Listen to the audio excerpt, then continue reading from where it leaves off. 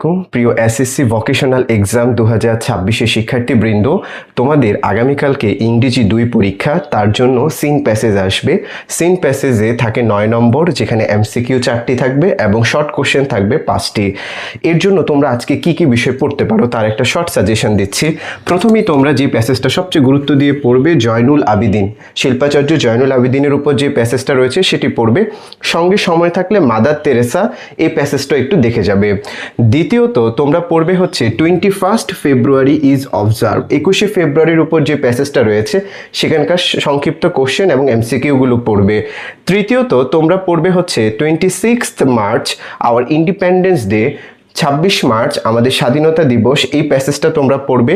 4 নম্বরে May Day or international workers day, May Day অথবা আন্তর্জাতিক যে শ্রমিক দিবস, সেই প্যাসেজটা দেখবে। আর সবশেষে হাতে যদি তোমাদের একটু সময় থাকে তোমরা lake Baikal is the deepest, এই যে প্যাসেজটা আছে সেটা একটু পড়বে। কেন স্যার এটা দিয়েছে? কারণ এটা কারিগরি শিক্ষা বোর্ডের 2017 সালে এই প্যাসেজটা কিন্তু এসেছিল।